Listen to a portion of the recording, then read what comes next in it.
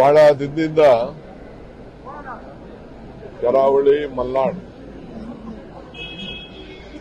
3-4 ಜಿಲ್ಲೆ ಏನು ನಮ್ಮ ಕೋಸ್ಟಲ್ ಬೆಲ್ಟ್ ಅಲ್ಲಿ ನಾವು ಕೇರಳ ಮತ್ತು ಗೋವಾ ಅವರು ಯಾವ ರೀತಿ ಎನ್ಕ್ಯಾಶ್ ಮಾಡ್ಕೊಂಡಿದ್ದಾರೆ ಅದರಲ್ಲಿ ನಾವೆಲ್ಲ ಫೇಲ್ ಆಗಿದ್ದೇವೆ.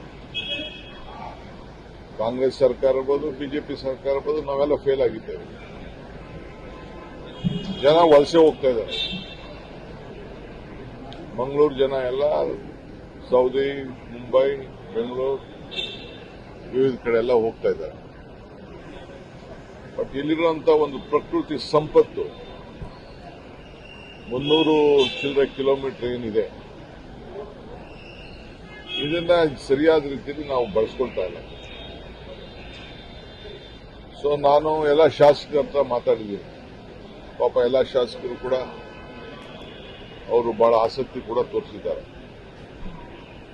ಸೊ ಮಧ್ಯದಲ್ಲಿ ನಮ್ಮ ಕ್ಯಾಬಿನೆಟ್ ಅಲ್ಲಿ ಒಂದು ಟೂರಿಸಂ ಪಾಲಿಸಿ ಬಂದಿತ್ತು. ನಾನು ಆ ಪಾಲಿಸಿ ನೋಡಿ ನಾನು ನಮ್ಮ ಟೂರಿಸಂ ಮಿನಿಸ್ಟರ್ಗೆ, ಚೀಫ್ ಮಿನಿಸ್ಟರ್ಗೆ ಹೇಳಿದ್ದೆ, ಈ ರೀತಿ ಪಾಲಿಸಿ ಇಂದ ಏನು ನಮ್ಮ ಕರಾವಳಿಗೆ ಆಗುವುದಿಲ್ಲ. ಚುನಾವಣಾ ಸಂದರ್ಭದಲ್ಲೂ ಕೂಡ ನಾವು ನಮ್ಮ ಮ್ಯಾನಿಫೆಸ್ಟೋ ಅಲ್ಲಿ ಮತ್ತೊಂದೆಲ್ಲ ಇದ್ರ ಬಗ್ಗೆ ಚರ್ಚೆ ಮಾಡಿದ್ದು.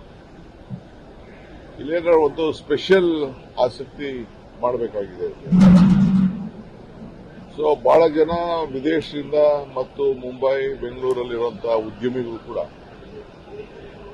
ತನ್ನ ಸ್ವಂತ ಊರು, ಬದುಕಿದ ಊರು, ಹುಟ್ಟೂರು, ನಾವು ಏನಾದ್ರು ನೀವು ನಮಗೆ ಸಹಕಾರ ಕೊಟ್ಟರೆ ನಾವು ಇನ್ವೆಸ್ಟ್ಮೆಂಟ್ ಮಾಡ್ತೀವಿ ಅಂತ ಅನೇಕರು ವ್ಯಕ್ತಪಡಿಸಿದ್ದಾರೆ.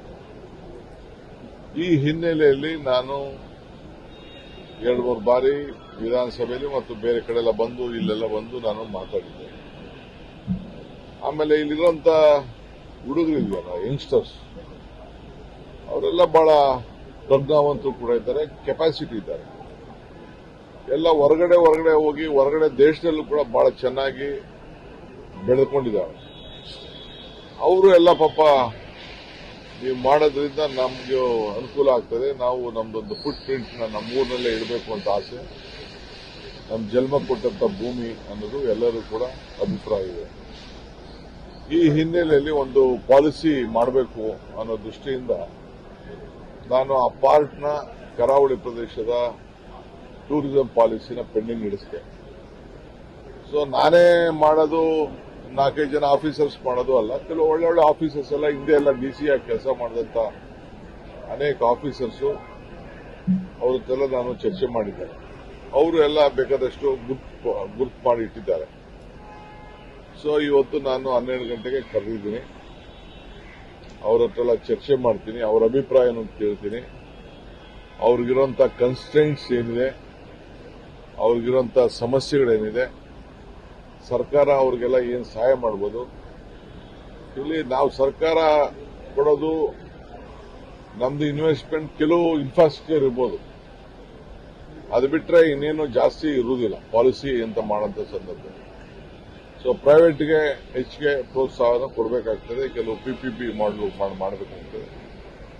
ಈ ಹಿನ್ನೆಲೆಯಲ್ಲಿ ಕೆಲವ್ರ ಹತ್ರ ಮಾತಾಡಬೇಕು ಮತ್ತು ಕರಾವಳಿ ಪ್ರದೇಶದ ನಮ್ಮ ಉಡುಪಿ ಇರ್ಬೋದು, ನಾರ್ತ್ ಕೇಂದ್ರ ಇರ್ಬೋದು, ಸೌತ್ ಕೇಂದ್ರ, ಸ್ವಲ್ಪ ಮಲೆನಾಡು ಭಾಗ, ಇವೆಲ್ಲ ಹೊಂದಿಕೊಂಡಿರೋದ್ರಿಂದ ಇವರ ಹತ್ರೆಲ್ಲ ಕೂಡ ಮಾತಾಡಿ ಜನಪ್ರತಿನಿಧಿಗಳು ಒಂದು ರೌಂಡ್ ಬೆಂಗಳೂರಲ್ಲಿ ಮೀಟಿಂಗ್ ಮಾಡಿದ್ದೆ. ಈಗ ಉದ್ಯಮಿಗಳು ಮತ್ತು ಜನಪ್ರತಿನಿಧಿಗಳು, ಯಾಕಂದ್ರೆ ಅವರು ಸಹಕಾರ ಕೊಡಬೇಕು.